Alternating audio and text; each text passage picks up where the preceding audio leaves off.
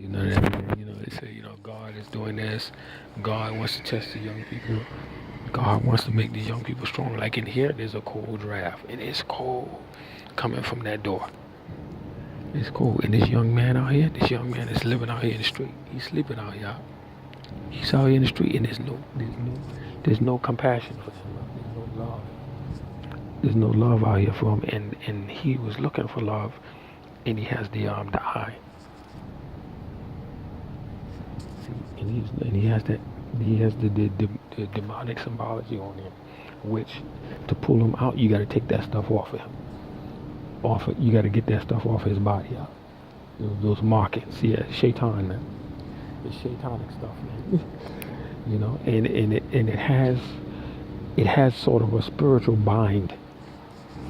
So part of my targeting, like this company of the ATM machine, this is a company called NCR. This is a Singaporean company. Another one was called Wincor Nixdorf, which is from Germany. So this means if you want to do this business, you'll contact with them. See, you know what this company does? This company, I'm figuring this out as I'm standing here right at the moment. I'm drinking this in. What it does, this company supplies the ATM, fills it, and collects it for you and manage it for you for your ATM businesses. This company here, if you have an ATM business, this company, see, and the products, the things that I was touching on, is touching on this arena, which is why I might have become a target of the national security structure of the U.S. and other countries, England, all that. I was focusing on a piece of this business, a piece of that business up. Yeah, I want a piece of it, man, in that business, and that's just probably why they targeted me, to be a black guy, originally from the South Bronx, Californian, Long Beach, California, which I love Long Beach. I love the police chief, Robert Lunar, all that, the Mayor Garcia. I love Long Beach. Focusing on a piece of that business.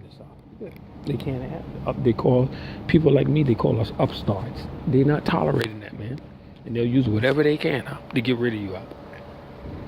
Whatever they can to get rid of you. I want a piece of that business, and even a better way to access this world for the unbanked, for the people that need help, and combine it with something beautiful. I know how to do it, but I have no money. So what's happening is a lot of Muslims are attacking me in my own religious community. They're attacking me. They're beating the shit out of me out, in the proverbial sense. Like this young man, they're having me out here. Like this young man, there's no love out here for him out. To get him cleaned up, to get him straightened up. That's why the young man was banging a bicycle earlier. He was banging his bicycle in the door and all that, because he's hurting out. The young man's hurting. He's hurting, man. He's hurting. There's no compassion for him out here. It's just cold. It's cold out here, man. That's his problem. If he's out here, no matter what happened, how he ended up out here, the world, the general secular world sees it as his problem. And it's cold out here, and it's not even as cold as this is gonna get. So I'm trying to petition for a more humane world. I'm fighting for a more humane kind of world structure. I'm pushing for that very heavily. I'm trying to push for a humane world, man, where there's compassion that will say, look, we will help you. We will help you to get yourself together. We will fix you. You're broken, but we know how to fix people. Instead of fixing electronics, instead of repairing mobile phones, we repair people. We fix people. This is what I'm trying to get into. But as I said, the Muslim community has been fighting me tooth and nail. They've been fighting me harsh, tooth and nail, man. They've been fighting the hell out of me out, fighting the shit out of me out. God forgive me for cursing. Tooth and nail, man. They've been fighting me, man, not to be able to do this out, and to get me kicked out of here. This is what they've been trying to do out, because they have some sort of arrangement, the Muslim community, with the fascist element. They're connected with it out. Yeah, I can look in their eyes and tell. I'm a New Yorker. I recorded myself before Donald Trump even won. I said he would win out. Everybody thought he was a loser, Donald Trump. Everybody said he was going to lose. He had no chance. And I was saying the opposite, and somebody else. And I had captured it for the record. Just saying that he's going to win. We know he's going to win now. Yeah, Donald Trump was going to win. So we have that kind of instinct. I have it. That sort of an instinct. And the Muslims, overwhelmingly here in Iceland, the Muslim immigrant ethnics, Moroccans, Egyptians, Palestinians, they all have come to a consensus. They don't want me staying here in this country. They want me gone. They want me out of here. Because what I represent makes them look bad. It makes them look real bad, man. They don't come out in the night. They don't help anybody. The only one that does is people, a group, a segment of our community is called the Ahmadiyya Muslim community, which the greater body of Muslims don't even consider them in Islam. The Ahmadiyya, they don't know. No, they say they're non-Muslims, Kafirs. They say they're Kafirs, infidels and all that. I don't say that. I don't dare assign kufr. It's in Arabic. It's called takfir and nas. I don't do that kind of stuff. Designate states of being. I don't do this kind of stuff, man. But the rest of the body of the Muslims, oppressively, they do it. They call them kuffar, man. And very dangerous, man, to do that, man. The people believe, very dangerous, very bad stuff, man. So I'm out here in the street because I need to be in an environment where I have my own room, and that's expensive. That's like 40 to 50,000 Icelandic krona a month to have your own room. And then usually you have to pay 2 months deposit for your own room that you can sleep in, your own room, your own privacy. But ideally, a man like myself really needs a studio apartment. You can't have that here.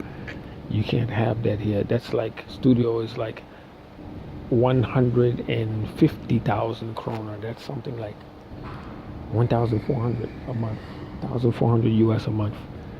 1,600 a month, 1,700 a month. A studio apartment, 1,700 US dollars a month. See what that does? The higher rate of rental, that keeps people out of the place. When you make the rental high, you elevate the rental and you make it scarce. You produce a scarcity of rental. It keeps undesirable migrants out. It keeps them out.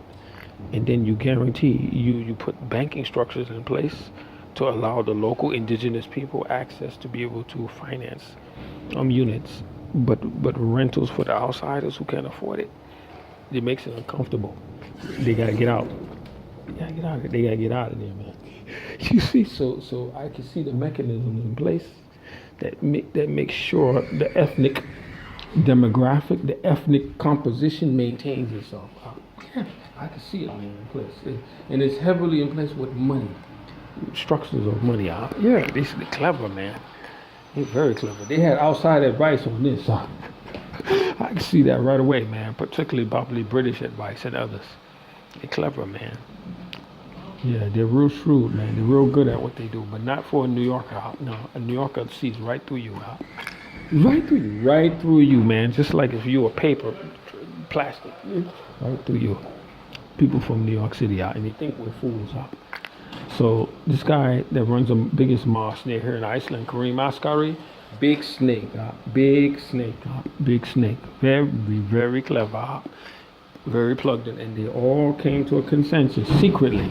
And I know it, that I would not be allowed or helped to stay in this country, that they would get me out of here. They all did that. They stabbed me in the back, the Muslims. They stabbed me in the back. But no problem, I'm going to deal with them diplomatically. I'm a fair guy from New York. I'm going to deal with them diplomatically, and I'm going to embarrass them. I'm going to humiliate them. But if I can get enough financial help, humiliate them, and I'll never go back to the mosque again. Never go back again. No, because they'll kill. They'll have you set up to get hurt. These are thugs and gangsters, some of them, that are running the mosque. Thugs, they're thugs and gangsters, man. So I would never be able to go back to the mosque again, but I'll embarrass and humiliate them for what they really are. Yeah, stab me in the back, man. I came here legit, everything legit, legal, legit, honest, everything. Met the former security minister, everything, man. Said, this is what I want to do. I have problems in the U.S. There's some people that are racist, they're fascist, they don't like me. All I want to do is work, and the Muslims set me up, man. Set me up to get kicked out of here. Billah. I seek refuge in Allah, man. And I have nowhere to go, and I have no means to get out. To go anywhere, man. And I gotta pay for the passport first. See, if I get the new passport, then I can leave. I can go wherever I want to go. My mother's scared that I don't want to hear any tragedies and all that about you, and I don't like it, and you out there sleeping in the street. Well, I mean, what the fuck? What am I? Allah forgive me for cursing, man. I have a bad habit being from New York from using profanity. What am I going to do? The Muslims telling me tomorrow and after tomorrow and next week after next week and this day and after that. What am I going to do when I'm in an urgent situation? What am I going to do? What am I going to do? You know what I'm saying? What can I do? I can't rush anybody. They do things when they're good and ready. When they feel like it, they do it. Yeah, not that I may die and get slaughtered. Because you know what we'll say in our religion? If I get my throat slit by fascist Nazis, they'll say that's God's will. This is God's will that your throat is slit. And you have to accept it. You have to pick up your neck and let your neck be slit. That's God's will. Yeah. Stuff like that. Yeah. Stuff with a lot of it. It's the will of God. Hada nasib. But they don't want that for themselves. And for their children, for their nephews, to be slaughtered and slain and all that. They don't want that. Yeah, but they don't mind it for you. Not mine. No, you accept it. God's will. You're a believer. You're supposed to accept it. This disparity must stop. This falls under the umbrella of a Muslim habalaku wa habu nafsi. Yeah, it must stop, man. They're not doing it. Muslim habalaku habu nafsi. This is a major crime, huh? Evil.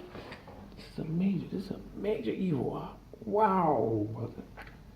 That they don't implement this. Wow, man. You don't know what we're inviting on ourselves.